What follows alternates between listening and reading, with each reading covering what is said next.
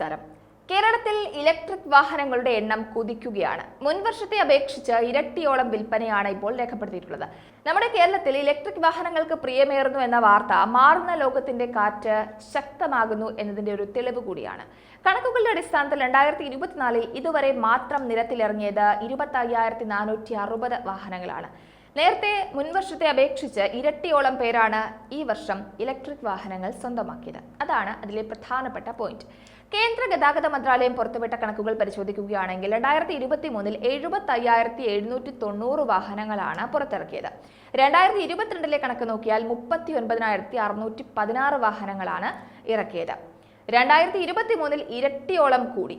2021 8,743 2020 1,366 വൈദ്യുത വാഹനങ്ങളാണ് നിരത്തിലിറങ്ങിയത്. അപ്പോൾ ഈ ഒരു വർഷങ്ങളുടെ കണക്ക് നോക്കുകയാണെങ്കിൽ ഓരോ വർഷവും അതിൽ കൂടുകയാണ് ചെയ്യുന്നത്. ഓരോ വർഷവും ഇലക്ട്രിക് വാഹനങ്ങളുടെ പരിഗണന ആളുകൾക്കിടയിൽ കൂടുന്നുണ്ട്. അതുപോലെ തന്നെ EVകൾക്ക് പ്രിയമേറുന്നു എന്ന വാർത്തയോടൊപ്പം തന്നെ ചേർത്ത് വായിക്കേണ്ടത് LPG വാഹനങ്ങൾക്ക് പ്രിയം കുറയുന്നു എന്നുള്ളതാണ്. നിലവിൽ കേരളത്തിലെ LPG ഉപയോഗിക്കുന്ന 86,538 വാഹനങ്ങൾ ഉണ്ടെന്നാണ് കണക്ക്. 2023 LPG മാത്രം ഇന്ധനമാക്കിയ 17 വാഹനങ്ങളും പെട്രോളിനൊപ്പം LPGയും മാറി ഉപയോഗിക്കാവുന്ന 8 വാഹനങ്ങളും മാത്രമാണ് രജിസ്റ്റർ ചെയ്തിട്ടുള്ളത്. അപ്പോൾ കേരളത്തിലും EVകളുടെ അതിപ്രസരമാകും ഇനി അങ്ങോട്ട് എന്നത് വ്യക്തമാകുന്നുണ്ട്. വിപണി പിടിക്കുക എന്ന ലക്ഷ്യത്തോടെ വലിയ മാറ്റങ്ങളാണ് ഇലക്ട്രിക് വാഹന കമ്പനികൾ ഓരോ ദിവസവും നടത്തുന്നത്. ഇലക്ട്രിക് വാഹന കമ്പനികൾ തങ്ങളുടെ ഉൽപ്പന്നത്തിന്റെ വില ഗണ്യമായി കുറച്ചിരിക്കുന്നു എന്ന വാർത്ത ഈ അടുത്ത് പുറത്തു വന്നിരുന്നു. കണക്കുകളുടെ അടിസ്ഥാനത്തിൽ ഇലക്ട്രിക് വാഹന വ്യവസായം അതിവേഗമാണ് കുതിച്ചുയരുന്നത്.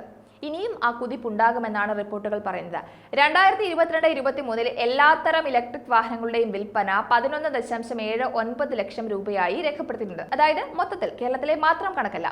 ഇരുചക്ര വാഹനങ്ങളും കാറുകളും ബസ്സുകളും എല്ലാം ഇതിൽ ഉൾപ്പെടും. 2023-24 മൊത്തം 13.77 ലക്ഷം ഇലക്ട്രിക് വാഹനങ്ങളാണ് വിറ്റഴിഞ്ഞത്.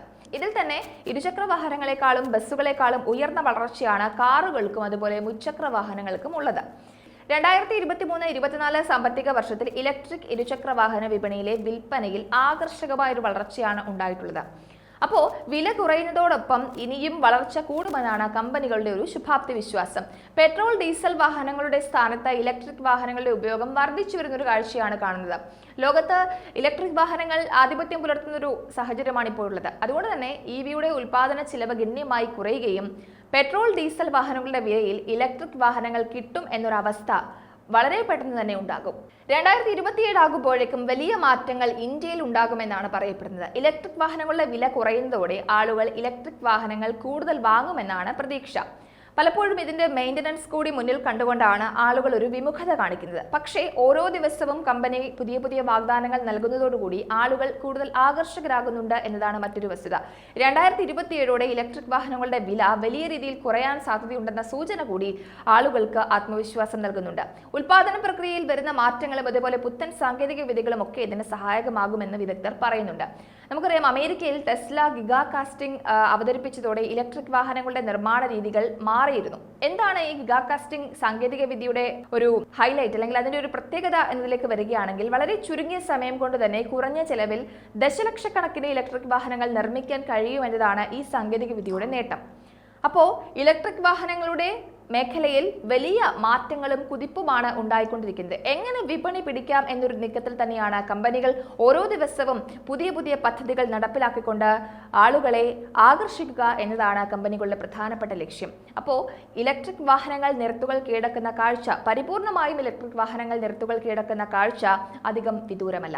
നേരത്തെ നമ്മൾ പറഞ്ഞതുപോലെ അറ്റകുറ്റപ്പണികളാണ് വലിയൊരു പ്രതിസന്ധിയായി ആളുകൾ പറയുന്നത്. എന്തെങ്കിലും അപകടം സംഭവിച്ചാൽ വലിയ തുക ചെലവാക്കേണ്ടി വരുമെന്നൊരു ആശങ്ക വലിയ രീതിയിലുണ്ട്.